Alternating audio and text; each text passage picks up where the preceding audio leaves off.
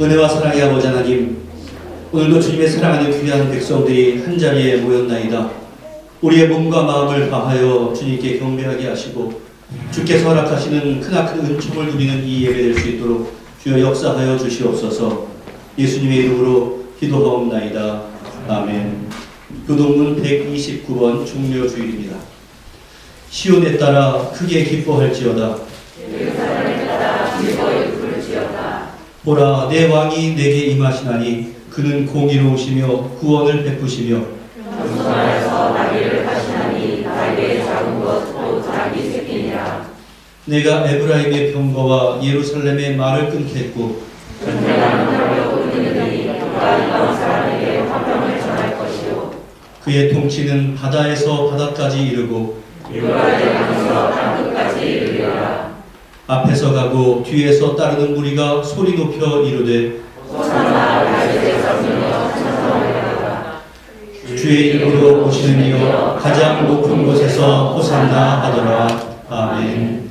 전능하사 천지를 만드신 하나님 아버지를 내가 믿사오며 그 외아들 우리 주 예수 그리스도를 믿사오니 이는 성령으로 잉태하사 동정녀 마리아에게 나시고 본디오 빌라도에게 고난을 받으사 십자가에 못 박혀 죽으시고 장사한 지 사흘 만에 죽은 자 가운데서 다시 살아나시며 하늘에 오르사 전능하신 하나님 우편에 앉아 계시다가 저리로서 산자와 죽은 자를 심판하러 오시리라. 성령을 믿사오며 거룩한 공회와 성도와 서로 교통하는 것과 죄를 사하여 주시는 것과 몸이 다시 사는 것과 영원히 사는 것을 믿사옵나이다. 아멘.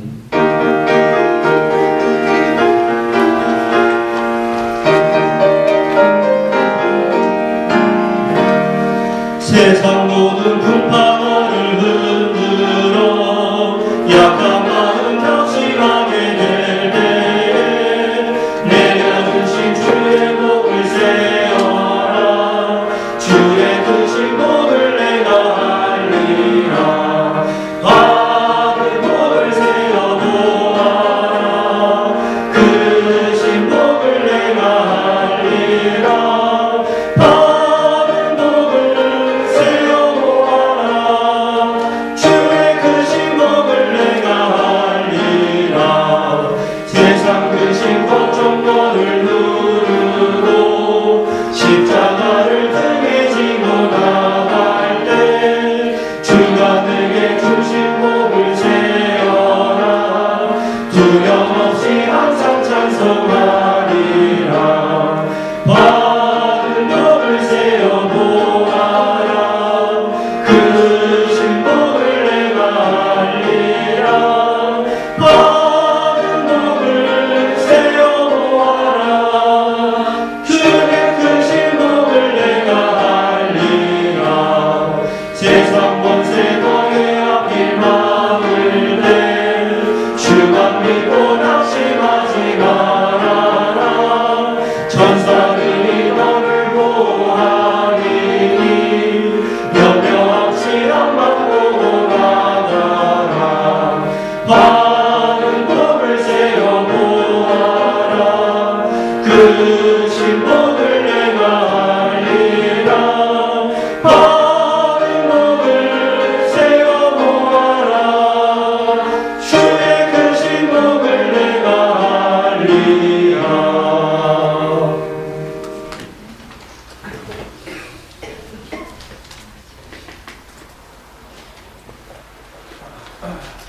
성령님을 보내시고 우리의 사랑을 부어주시는 하나님, 찬양을 받기에 합당하십니다. 또 누가 우리를 구원하려 목숨을 내놓아서 그 사랑을 확증하겠습니까? 아버지께서 사랑으로 가득 채우신 우리 마음이 주님께 기쁨되는 거룩한 산 제물이 되기를 원합니다. 우리를 더욱 예배의 자리로, 하나님을 깊이 알아가는 자리로 인도하여 주시옵소서. 주님의 영광 더욱 드러내셔서 하나님 더욱 예배를 받으시고 우리의 마음 받는 자리에 만들어 주시옵소서. 주의 나라를 더욱 세워가 주시옵소서. 주변 환경은 하나님을 닮아가기보단 사람의 욕심대로 죄된 습성대로 발전해 나가고 있습니다.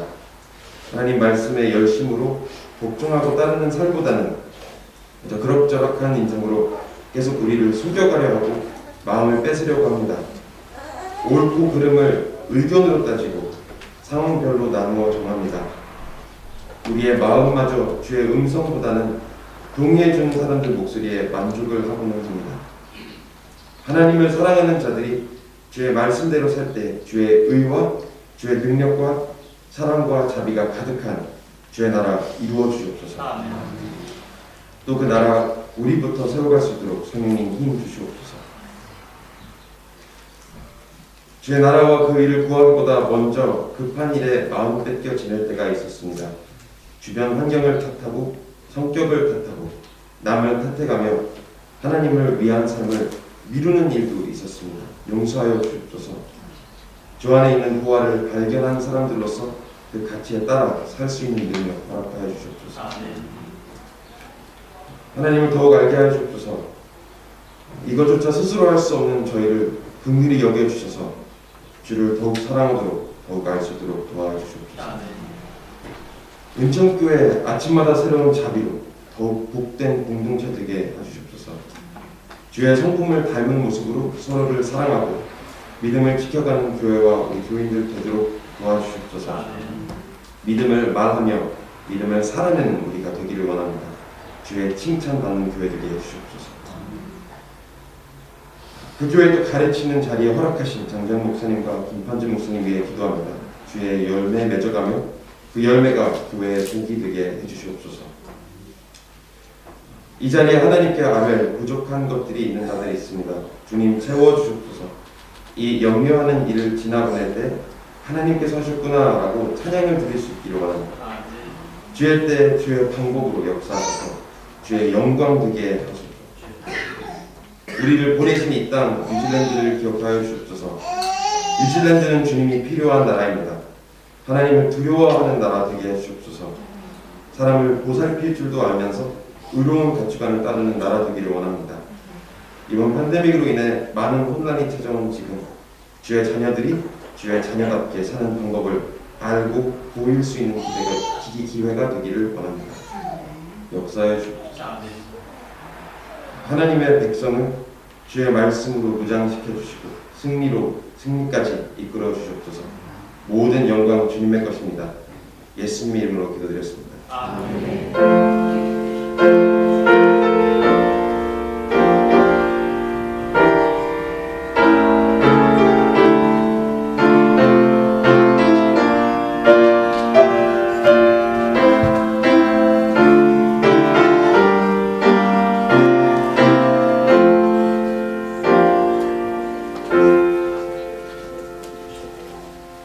오늘 우리에게 허락하신 하나님의 말씀은 신약성경 마태복음 21장 1절부터 11절까지의 말씀입니다.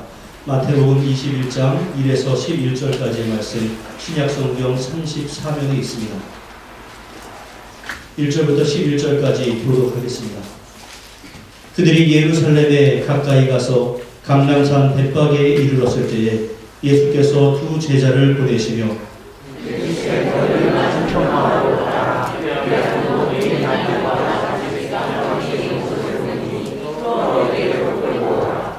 만일 누가 무슨 말을 하거든 주가 쓰시겠다 하라. 그리하면 즉시 보내리라 하시니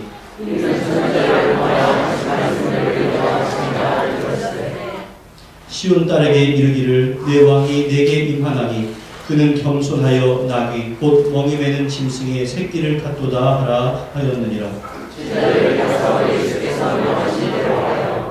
나귀와 나귀 새끼를 끌고 와서 자기들의 겉옷을 그 위에 얹으매 예수께서 그 위에 타시니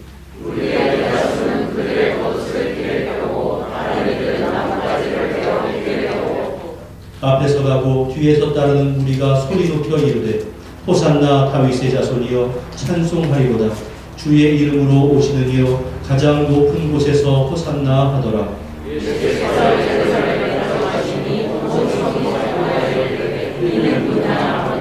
같이 읽습니다. 우리가 이르되 갈릴리 나사렛에서 나온 선지자 예수라 하니라. 아멘. 예, 이 시간에 우리 안수경 권사님 특송하겠습니다.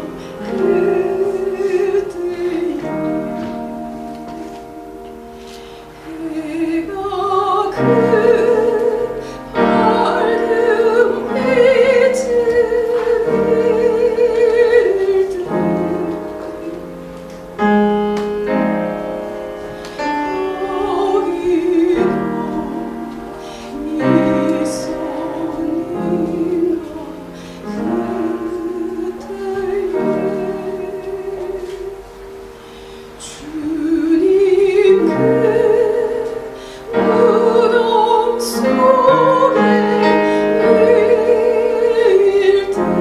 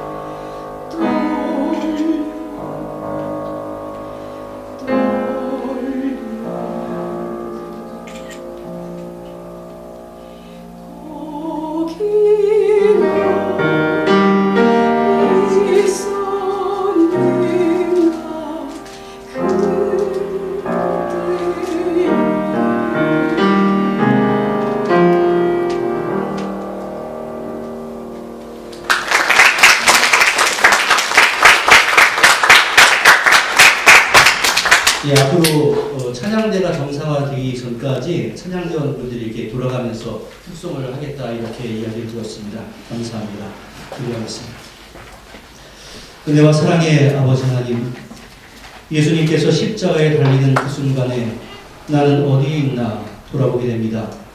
주여, 이 고난주간을 시작하는 오늘 우리의 마음을 돌아보게 하시고 또 말씀 가운데서 나의 자세를 다시 한번 새기는 이 시간 될 수 있도록 주여 역사하여 주시옵소서. 예수님의 이름으로 기도하옵나이다. 아멘. 예, 오늘은 종려주일입니다. 예수님께서 나귀를 타고 예루살렘에 입성하실 때 많은 이들이 종려나무 가지를 들고 예수님을 환영한 것을 기념해서 이름이 붙여진 이름, 그래서 종려주일입니다. 이처럼 종려주일은 환영에 초점이 맞춰져 있지만 동시에 이날은 예수님의 고난이 시작되는 고난주간의 시작이기도 합니다. 오늘 본문의 말씀을 전하기 전에 제가 한 말씀을 좀 드려야 할 것 같습니다. 우리는 사순절이라는 이야기를 많이 듣습니다. 듣습니까? 못 듣습니까? 요즘에 많이 듣죠. 사순절. 사순절은 부활주의를 기점으로 해서 역산하여서 도중에 들어있는 주일을 뺀 40일을 주의 고난과 부활을 기념하고 묵상하며 경건히 보내고자 하는 그러한 절기입니다. 그러니까 바로 지금은 사순절 기간입니다. 예수님의 고난과 부활을 특별히 묵상하고자 하는 그 의미는 참으로 좋습니다. 그러나 그 사순절은 종교개혁자들이 가장 비판했던 로마 카톨릭의 절기였습니다. 그 내용에 대해서는 제가 어제 카카오톡으로 미리 보내드렸던 그 자료를 참고하시기를 바랍니다. 그런데 현재 한국의 교단 가운데 일부 교단은 사순절을 지키지 않고 또한 일부 교단은 사순절을 지키는 등 통일된 목소리가 없기 때문에 혼동이 있는 것은 사실입니다.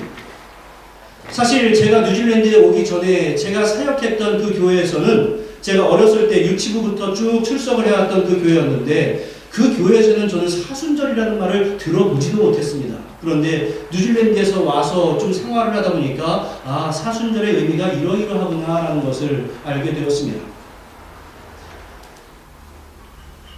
우리 교회가 속한 교단에서는 1988년 제83회 총회에서는 사순절을 교회의 절기로 지키는 것은 마땅치 않은 일이다 라는 보고서를 받았고, 그 다음에 1999년 84회 총회에서는 로마 가톨릭에서 만들어낸 사순절을 개신교회에서 절기로 지키지 않기로 결의를 했습니다. 그리고 그 결론을 이렇게 내렸습니다.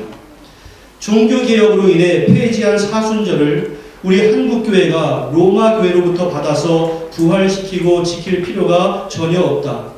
사순절은 우리 한국교회가 교회의 절기로 받아서 될 일이 아니다. 우리는 이미 고난주간을 오래도록 지킴으로 주의 고난에 동참하는 것을 은혜롭게 시행해 왔기에 혹시 지금까지 지켜온 사순절의 행사를 과감하게 폐지하고 고난주간을 경건하게 지키면 될 것이다. 이렇게 최종 결의를 했습니다. 저도 이 총회의 결의와 사순절의 역사적 배경에 대해서 잘 알지 못했을 때에는 사순절 설교를 하기도 했었고 또한 여러분들에게 강조를 하기도 했지만 그 모든 사실에 대해서 제가 알고 난 이후에는 더 이상 우리 교회에서는 사순절을 지키지 않겠습니다 라고 제가 수년 전에 말씀을 드린 바가 있습니다. 그렇다고 해서 예수님의 고난과 부활을 우리가 가볍게 여겨라 이러한 의미는 아닙니다. 고난주간에 자신의 즐거움만을 위한 오락이나 좋은 음식을 찾아서 먹는 그러한 외식 정도는 절제하면서 더욱더 예수님의 십자가와 고난을 생각하고 묵상하는 일은 경건의 유익이 있으니 우리가 고난주간 이 한 주간 정도는 집중을 해보자 이러한 말씀을 드리고자 제가 드린 바가 있습니다. 이제 본문으로 돌아오겠습니다. 우리 예수님께서 예루살렘으로 들어가실 때 많은 사람들이 예수님을 환영했습니다. 그리고 종려 들면서 저마다 호산나 다윗의 자손이여 찬송하리로다 라고 외쳤습니다. 어쩌면 오병이어의 기적을 행하실 때와 함께 예수님께서 이 땅에 오셔서 최고의 환영을 받으실 때가 바로 그날이었을 것이다 싶습니다. 그런데 이 영광스러운 일 이면에 이름 없이 도움을 주는 사람들도 있었고 또한 슬픈 사건도 있었음을 오늘 우리는 말씀 가운데서 잊어서는 안 됩니다. 바로 이처럼 숨겨져 있는 사람들을 제가 여러분들에게 오늘 소개하고자 합니다. 우리가 먼저 생각해야 할 사람은 바로 나귀의 주인입니다. 예수님과 제자들이 예루살렘에 가까이 와서 감람산, 올리브산, 벳박에 이르렀을 때 예수님께서 2명의 제자들을 먼저 보내면서 말씀하셨습니다. 너희는 맞은편 마을로 가라. 가서 보면 나귀 한 마리가 메어 있을 것이고 그 곁에 새끼가 있을 것이다. 그것을 풀어서 나에게 가지고 오거라. 누가 너희에게 왜 이거 가져가냐라고 무슨 말을 하거든 주께서 쓰시겠다라고 말하여라. 그러면 곧 내어줄 것이다. 제자들이 건너편의 마을로 가보니 정말로 나귀 한 마리가 새끼와 함께 메어 있는 것이었습니다. 제자들은 예수님께서 말씀하신 대로 그대로 진행되면서 그 나귀를 새끼와 함께 끌고 와서 그 새끼 위에다가 자기의 옷을 얹고 예수님은 그 위에 올라탔습니다. 그리고 예루살렘으로 들어가는데 그 예수님께서 예루살렘으로 들어오는 것을 본 무리들의 대다수가 자신들의 겉옷을 길에 펴고 다른 이들은 종려나무 가지를 꺾어서 손에 들고 예수님을 따라서 환호를 했습니다. 호산나 다윗의 자손이여 찬송하리로다. 주의 이름으로 오시는 이여 가장 높은 곳에서 호산나 외치면서 주님을 환영했습니다. 제가 몇 주 전에 설교에서 소개를 드린 바와 같이 당시의 겉옷은 너무나 귀한 것이었기 때문에 자신의 겉옷을 예수님의 행진의 밑바닥에 깔았다라고 하는 것은 자신의 모든 것을 다 드린다라고 하는 그러한 백성들의 고백이었습니다. 여기서 호산나라고 하는 말은 우리를 구원해 주소서라는 뜻입니다. 그리고 다윗의 자손이라고 하는 말은 메시아라고 하는 말입니다.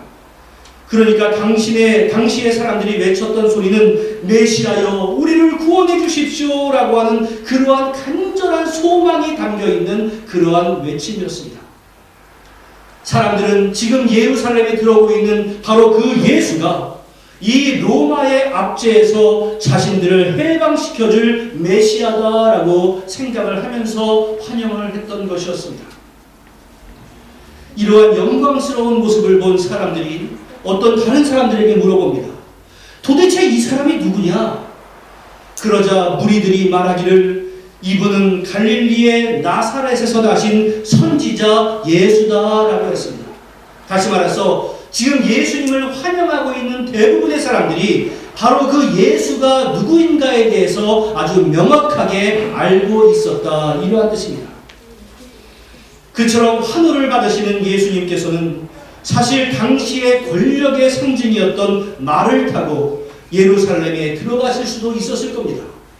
그리고 만일 우리 예수님께서 말을 타고 들어가시면 많은 사람들이 야 저분이야말로 우리의 진정한 메시아구나 라고 인정할 정도로 아주 폼이 나는 그러한 일이었습니다. 하지만 우리 예수님께서는 말을 탄 것이 아니라 정말로 초라한 나귀를 타고 예루살렘에 들어갔습니다. 하지만 여러분들, 우리 예수님께서 말이 아니라 나귀를 타고 예루살렘에 들어가신 것은 우연의 일이 아니었습니다. 예수님은 의도적으로 나귀를 타셨습니다. 그것은 예수님께서 이 땅에 오시기 500년 전에 예언된 스가랴 선지자의 예언을 이루시기 위해서 의도적으로 나귀를 타고 들어가셨습니다. 이것은 바로 내가 지금까지 예언되어 있었던 진정한 메시아다라고 하는 것을 사람들에게 확정해주는 내용이었습니다. 스가랴 9장 9절에 이렇게 나와 있습니다. 시온에 따라 크게 기뻐할지어다. 예루살렘에 따라 즐거이 부를지어다. 보라, 내 왕이 내게 임하시나니 그는 공의로우시며 구원을 베푸시며, 뒤에 같이 있습니다. 시작. 겸손하여서 나귀를 타시나니 나귀의 작은 것 곧 나귀의 새끼니라.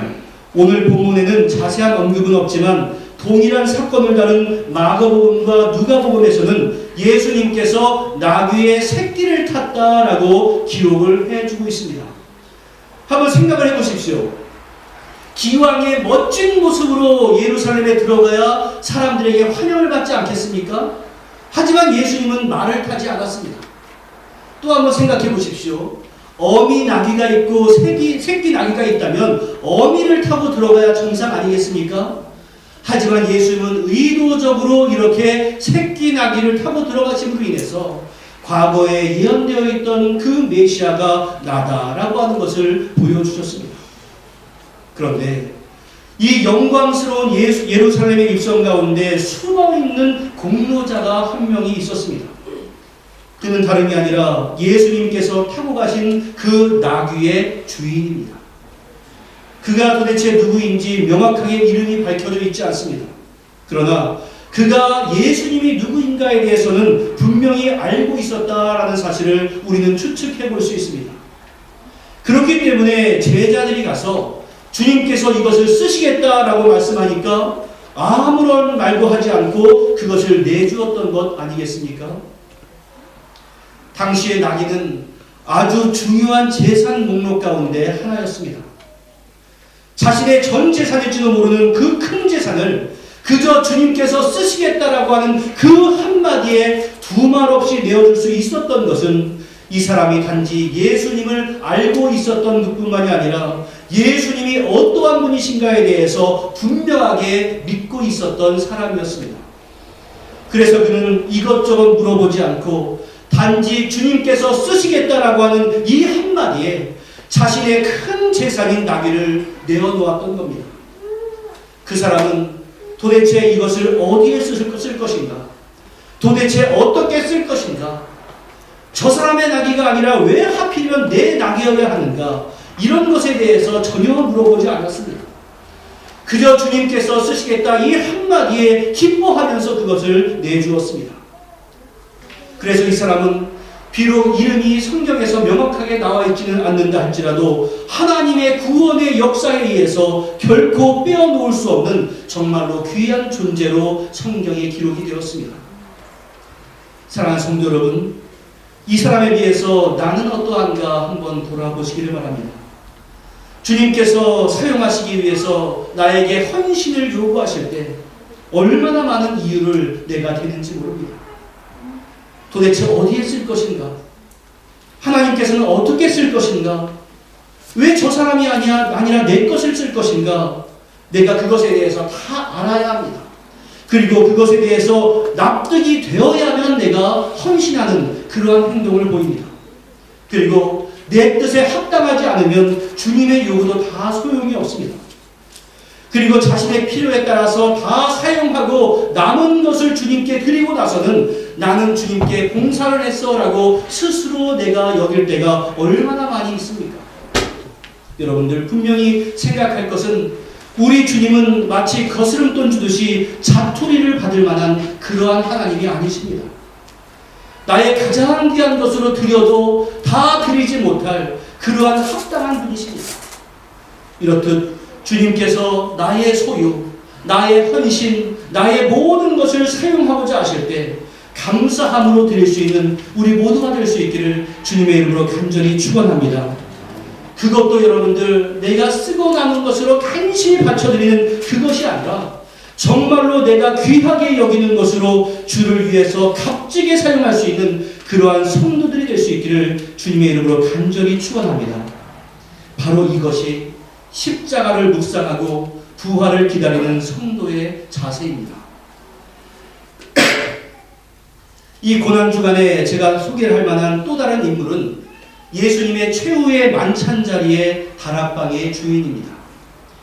마태복음 26장 17절 이하에 보면 6월절 첫날에 예수님의 제자들이 예수님께 와서 묻습니다. 6월절 음식 잡수실 것을 우리가 어디 가서 준비하기를 원하나이까? 다시 말해서 우리가 함께 6월절에 만찬을 해야 할 것인데 어디서 하면 좋겠습니까? 라고 하는 제자들의 물음이었습니다. 당시에 6월절에는 함께 모여서 이스트가 들어가지 않은 무교병 등의 음식을 함께 나누는 그러한 관습이 있었기 때문에 그렇습니다. 그러자 예수님은 뭐라고 말씀하시는가? 마태복음 26장 18절 같이 읽습니다. 시작.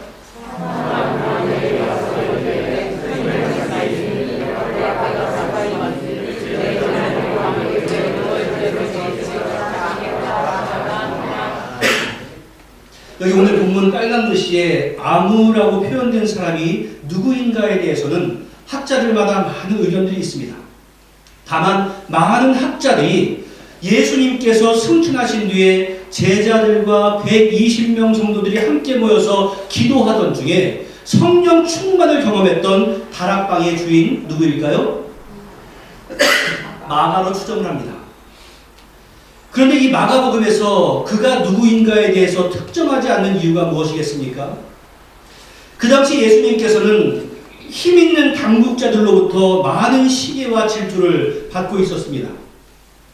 이런 상황에서 예수님과 그 일행에게 만찬의 장소를 제공한다라고 하는 것은 꽤나 큰 헌신을 한 사람이었습니다. 그래서 이 어려운 상황에서 예수님과 그 일행에게 만찬 자리를 제공해준 그 사람을 보호해주기 위해서 예수님께서는 아무개라고만 말씀하실 뿐 그 이름을 밝히지 않은 것이다 라고 생각을 해볼 수 있습니다. 이처럼 위험을 감수하고 예수님을 위해서 자신의 집을 내주어서 6월절 식사를 준비하도록 한 이 다락방의 주인이야말로 자신의 희생을 각오하고 주를 섬길 줄 알았던 사람이었습니다. 그 결과 사도행전에서 그 집에 성령이 임하여서 초대교회가 탄생하는 놀라운 역사가 바로 이 작은 헌신으로 말미암아 이루어졌던 것입니다. 이제 또 한 사람을 소개합니다. 예수님의 최후의 만찬 자리에 앞서서 26장 6절 이하에 나오는 한 여인입니다. 예수님께서 베다니 나병 환자 시몬의 집에서 식사를 하고 계실 때였습니다. 아마도 시몬은 예수님의 은혜로 말미암아 치유함을 받은 사람이었을 겁니다. 그곳에 함께 모여서 식사를 하고 있는데 한 여자가 아주 값진 향유 한 옥합을 가지고 와서 예수님께 다가와서는 식사하고 계시는 예수님의 머리에 부었습니다. 모두들 당황하게 만들 만한 그러한 상황이었습니다. 그것을 본 제자가 분개하면서 이야기를 합니다. 당신은 무슨 의도를 가지고 이것을 행했느냐? 이 향유를 비싼 값에 팔아서 가난한 사람들에게 줄 수 있었겠다라고 말을 합니다. 당시의 제자들은 예수님께 향유를 드린 것은 허비하였다, 다시 말해서 낭비하였다, 이렇게 판단을 했습니다. 하지만 그 순간에 예수님께서 이러한 말씀을 하십니다. 너희들은 왜 이 여자를 괴롭히느냐? 그는 내게 아름다운 일을 했다. 가난한 사람들은 언제나 너희와 함께 있지만 나는 항상 너희와 함께 있는 것이 아니다. 이 여자가 내 몸에 향유를 부은 것은 바로 내 장례를 위한 것이다. 내가 진정으로 너희에게 말한다. 온 세상 어디에서든지 이 복음이 전파되는 곳마다 이 여자가 한 일도 전해져서 모든 사람들이 그 이야기를 듣게 될 것이다 라고 예언을 해주셨습니다. 당시에 이 향유는 자그마치 300데나리온에 이른다라고 합니다. 당시에 노동자의 300일 정도의 일당에 해당하는 정말로 값진 향유였습니다. 그러나 그 여인은 그것을 서슴지 않고 주님께 부어드렸습니다. 그 여인이 그렇게 할 수 있었던 이유가 무엇이겠습니까? 그녀는 주 예수보다 더 귀한 것은 없다라고 하는 것을 알았던 것이고, 주님을 위해서 가장 값진 것을 드려서 그 주님을 섬기고자 하는 아름다운 마음이 바로 그녀에게 있었기 때문에 그렇습니다. 제가 3명의 사람을 소개했는데 누구누구입니까? 첫 번째, 나귀의 주인. 두 번째, 만찬의 장소를 제공한 사람. 세 번째, 값비싼 향유를 예수님께 드린 사람. 이 3명의 모든 사람이 이 마태복음에 명확한 이름이 나오지는 않습니다. 그런데 그들의 공통점이 무엇입니까? 자신의 가장 귀한 것으로 예수님께 드리고 헌신했던 대표적인 사람이었습니다. 언제 그를 하였는가? 예수님이 십자가에 달리시기 거의 직전에 예수님께 헌신했던 사람들이었습니다.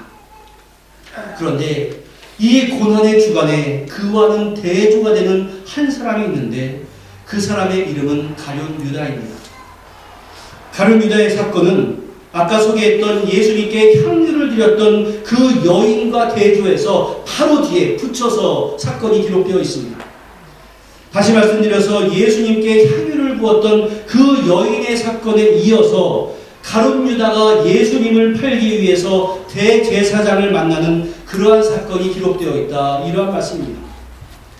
마태는 자기의 가장 소중하게 여기는 것을 주께 드렸던 그 한 여인, 그리고 이 사실을 가장 가까이에서 목격하였음에도 불구하고 바로 나가서 제사장들을 만나서 예수님을 은30에 팔아먹고 있는 그 유다의 모습을 가장 가까이에서 대조를 해주고 있습니다.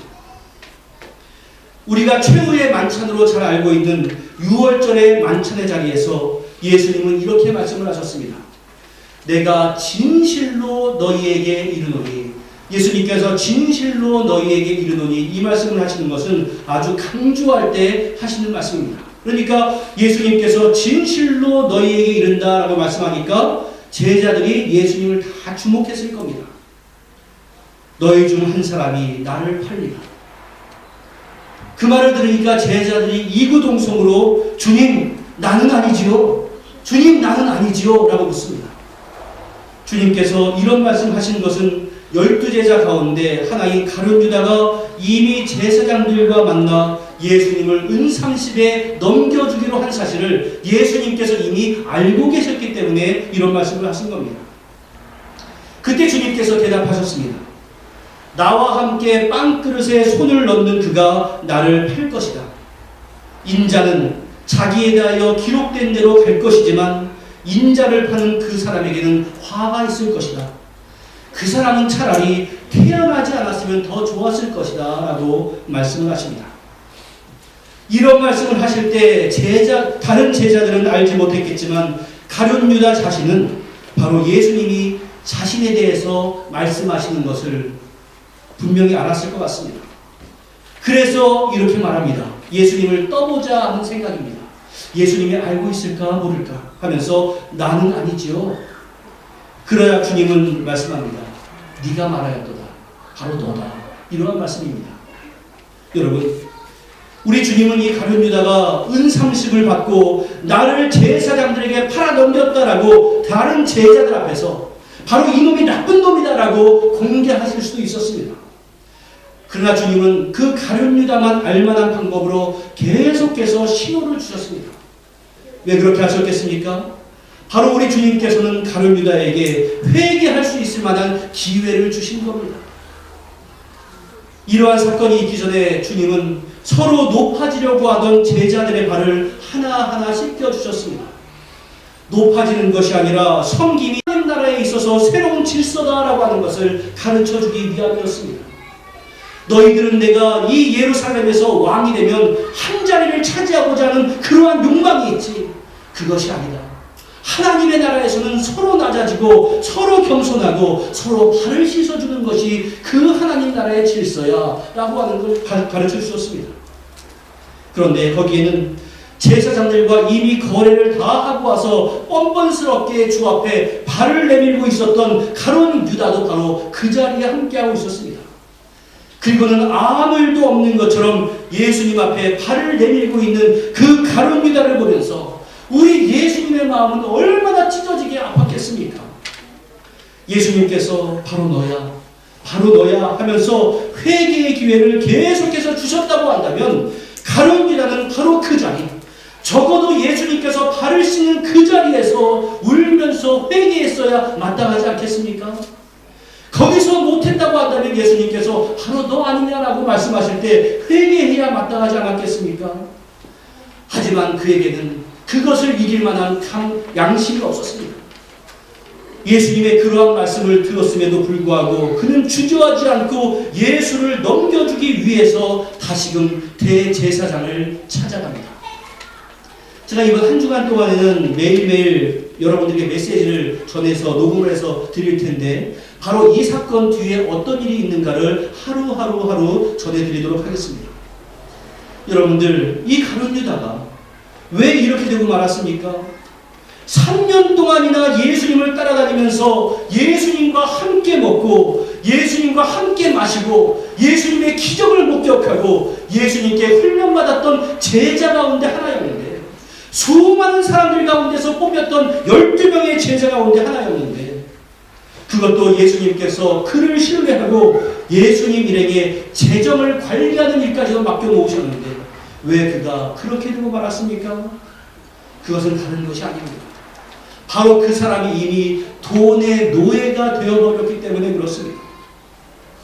요한복음 12장 6절에서 그는 도둑이라 돈꾀를 맞고 거기에 넣는 것을 훔쳐감이라 라고 기록되어 있는 것으로 봐서 유다는 이미 돈의 눈이 멀어져 버린 사람으로 평가되었던 인물이었습니다. 지금 나와 있는 이 그림은 레오나르도 다빈치의 최후의 만찬이라고 하는 아주 유명한 그림입니다. 여기서 저 동그라미 쳐 있는 사람이 바로 가룟 유다인데, 이 그림에는 제자들의 특성을 묘사하고 있습니다. 그 중에 가룟 유다는 눈은 예수님을 바라보면서 동시에 돈주머니를 꼭 쥐고 있는 것으로 묘사를 했습니다. 겉으로는 신앙을 잘 지키고 있는 것처럼 보이지만 사실은 유다에게 있어서는 그 예수님보다 더 돈이 중요했다라고 하는 것을 묘사하는 것입니다. 사랑하는 성도 여러분, 혹시 우리 가운데 저 가룟 유다와 같은 사람은 없습니까? 예수님을 따른다 말은 하면서도 세상의 물질에 매여 사는 사람이 바로 유다와 같은 사람 아니겠습니까? 주를 믿는다고 하면서도 주님을 믿는 것이 아니라 그분을 믿음으로 말미암아 나에게 떨어지는 복에만 관심이 있고 주님 앞에 별로 헌신하지도 아니하고 전혀 헌신하지도 못한다면 바로 우리가 가룟 유다와 같은 사람이 아니고 누가 가룟 유다와 같은 사람이겠습니까? 주님, 오늘 말씀을 비추어 볼 때 바로 내가 가룟 유다입니다 라고 하는 그러한 인식이 우리 모두에게 좀 있었으면 좋겠습니다. 예수님께서 말씀하실 때 가룟 유다가 이미 자신의 잘못을 다 알고 있었던 것처럼 우리가 죄를 알지 못해서 범하는 것이 아닙니다. 내가 헌신해야지라고 하는 것을 몰라서 헌신하지 못하는 것이 아닙니다. 우리가 하나님의 기뻐하시는 뜻을 알지 못해서 순종하지 않는 것도 아닙니다. 당장 나에게 주기는 이익이, 당장 나에게 주는 편안함이 우리로 하여금 회개하지 못하게 만들고 순종하지 못하게 만드는 겁니다.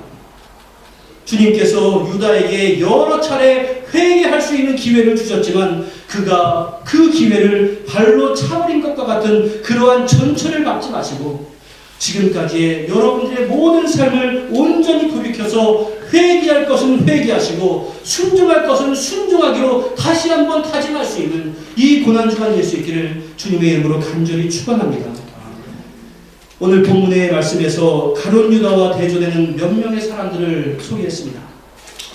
그 사람들에게서 어떠한 공통점을 우리가 찾겠습니까? 자신의 가장 귀한 것을 주님께 드렸다라는 겁니다.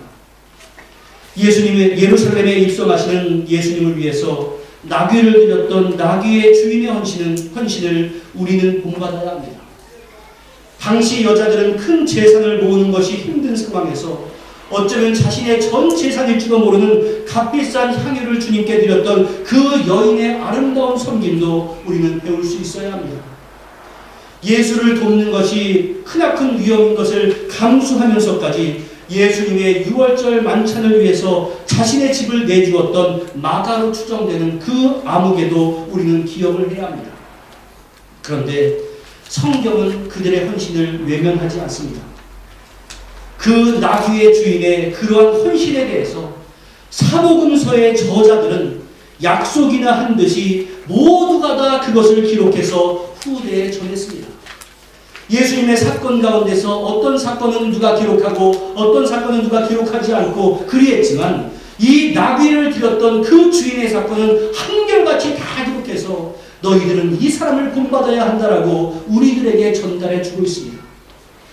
그리고 향유를 부은 그 여인에 대해서 예수님께서는 내가 진실로 너희에게 이르노니 온 천하에 어디든지 이 복음이 전파되는 곳에서는 이 여자가 행한 일도 말하여 그를 기억하리라 라고 기록이 됨으로 말미암아 최고의 칭찬을 하심으로 복음이 전해지는 그 모든 곳에서 이 여인을 기억하게 하셨고, 또 예수님께 다락방을 제공했던 마가는 자신의 집이 성령이 임하는 곳이요 최초 교회가 형성되는 영광을 누리게 만들어 주셨습니다. 하지만 돈에 취해서 예수님을 배반했던 가룟 유다는 결국 돈도 잃고 스스로 비참하게 목숨을 끊어야 했던 것을 성경은 자세하게 기록을 해서 우리들에게 경고를 삼고 있습니다. 우리는 고난주간에 다양한 방법으로 예수님의 십자가를 묵상합니다. 그리고 묵상해야 합니다. 그 묵상을 통해서 예수님께서 나에게 주신 크나큰 은혜를 다시금 새기는 것은 신앙에 큰 유익이 있습니다. 그러나 여러분들, 우리의 신앙이라고 하는 것은 단지 묵상에만 그쳐서는 안 됩니다. 그 주님께 나의 모든 것을 바쳐드리겠다라고 하는 헌신의 다짐으로 이어져 가야 합니다. 주님께 자신의 가장 귀한 것을 먼저 드릴 줄 아는 사람에게 주님의 특별한 은혜가 임합니다. 그러므로 나귀의 주인처럼, 향유를 드린 여인처럼, 그리고 다락방의 주인처럼 나의 귀한 것으로 주님을 한번 섬겨보시기를 바랍니다. 그저 쓰고 남은 자투리를 주님께 드리는 것이 아니라 내가 다 사용하고 남은 그 조금의 시간을 주님께 드리는 것이 아니라 온갖 정성은 세상에 쫓다가 나머지 요만큼만 주님께 드리는 것이 아니라 정말로 정성을 다해 가장 귀한 것으로 드리는 그러한 연습을 우리가 한번 해보시기를 바랍니다. 돌아오는 한 주간에 헌신의 담임 없이 그저 호산나만 외쳤던 그 군중의 모습이 어떻게 전락했는가 우리는 알고 있습니다. 자신들에게 떨어지는 것이 아무것도 없다라는 것을 알았을 때 그들은 많은 사람들과 함께 모여서 저 예수를 십자가에 못 박으라라고 외치는 그러한 사람들로 떨어졌다는 사실을 우리는 기억해야 합니다. 예수님의 십자가와 헌신으로 이어지지 아니하고 그곳에서 떨어지는 떡고물만 우리가 생각한다면 우리는 언제든지 주님을 떠나갈 수 있고 심지어 주님을 저주할 수 있는 사람으로 떨어질 수도 있다는 사실을 우리는 기억해야 합니다. 그러니 이 고난주간에 더욱더 경건하고 더욱더 겸비하고 정성껏 헌신되는 마음을 준비해서 다음 주에 우리 부활의 주님을 맞이했으면 좋겠습니다. 그래서 부활하신 주님의 놀라운 은혜를 체험하는 성도요, 또한 훗날 주님 앞에 서게 될 때 크나큰 상급과 면류관을 받아 누리는 우리 모두가 다 될 수 있기를 주님의 이름으로 간절히 축원합니다. 기도하겠습니다. 은혜와 사랑의 아버지 하나님, 우리가 고난주간을 맞이하여서 나를 위해 십자가에 달리신 예수 그리스도의 고난을 깊이 묵상하는 한 주간 될 수 있도록 주여 함께하여 주시옵소서. 하지만 그것을 묵상하는 것에만 그치는 것이 아니라 감사하며 또한 헌신으로 이어질 수 있는 그러한 성도 될 수 있도록 주여 동행하여 주시옵소서. 나귀의 주인과 방을 내어주었던 사람과 향유를 주었던 그 여인이 그 당시에는 아무것도 아닌 것처럼 보였지만 성경에 기록되어서 오늘날까지도 칭송을 받게 하셨던 그 하나님께서 오늘날 나의 헌신이 별것 아닌 것처럼 보이지만 하나님의 상급으로 칭찬으로 이어질 것을 우리가 믿고 신뢰하면서 나아갈 수 있도록 도와주시고 그것으로 말미암아 우리가 드림의 기쁨을 연습할 수 있도록 역사하여 주시옵소서. 예수님의 이름으로 기도하옵나이다. 아멘.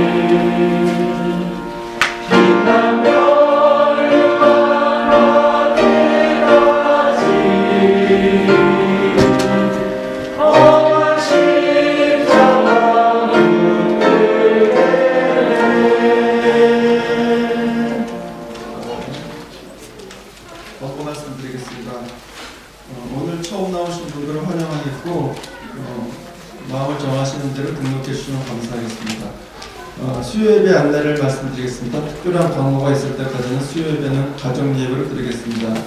코로나 방역에 관해서 말씀드리겠습니다. QR코드 스캔과 백신 패스 의무는 해제가 되었습니다. 두 번째, 신호등 시스템 레드 관계는 계속됩니다. 오렌지로 변화가 있을 때까지 교회의 운영에는 큰 변화가 없을 것입니다. 세 번째, 중묘주일입니다. 오늘은 예수님께서 예루살렘에 입성하신 중묘주일입니다. 고난주간, 이번 한 주간은 고난주간입니다. 더욱 경건하게 주님의 십자가를 묵상하는 한 주간이 되시길 바랍니다. 다음 주 4월 17일은 예수 그리스도께서 죽음을 이기시고 부활하신 부활주일입니다. 온라인 헌금하실 분은 레퍼런스에 6을 입력해 주시기 바랍니다. 다음 주일부터 예배 시간이 11시에서 1시로 환원됩니다. 참고하시기 바랍니다. 수련회 일정은 중고등부 청년부 아래와 같습니다. 미리 일정을 조절해 주시고 일시는 4월 28일 목요일부터 5월 1일 주일까지입니다. 장소는 주부로 참조해 주시기 바랍니다. 세금 정산을 위한 기부금 확인서가 필요하신 분들은 신청서를 제정부나 목사님에게 제출해 주시기 바랍니다. 이상입니다.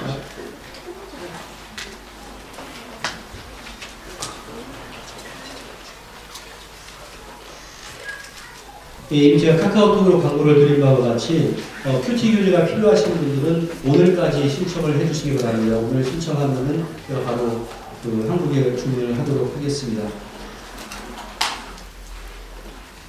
예, 감사의 제목 나누겠습니다. 종료주의를 맞아 주님의 크신 사랑에 감사드립니다. 범사에 감사드립니다. 임마누엘 하시는 주님 감사합니다. 주님과 함께 할 수 있음에 감사드립니다. 한 해 동안 하온이가 건강하게 자라 척도를 맞게 하시니 그 은혜에 감사합니다. 이러한 감사의 제목들이 있었습니다. 함께 기도하겠습니다. 사랑의 아버지 하나님, 오늘도 주님께 바쳐드리는 귀한 손길에 은혜를 더하시고 복을 내려주시고 또 간절한 마음을 있으나 여과장 드리지 못하는 이들에게 위로해 주시기 원합니다. 이 물질 사용되는 곳마다 하나님 영광 드러날 수 있도록 주여 함께하여 주시옵소서. 주께서 주시는 귀한 은총들이 너무나 크고 크오니 이 한 주간을 살아가면서 다시 한번 주께 감사하고 주께 더욱더 헌신하는 우리 모두가 될 수 있도록 은혜를 더해 주옵소서. 예수님의 이름으로 기도하옵나이다. 아멘. 예, 자리에서 일어나주시고 주변에 있는 분에게 나누겠습니다. 평안하셨습니까? 예, 건강하셨습니까? 예, 이렇게 예배당에서 뵐 수 있는 것이 참 좋습니다. 우리 함께 참여하겠습니다. 주님의 사랑이 이곳에 가득하기를.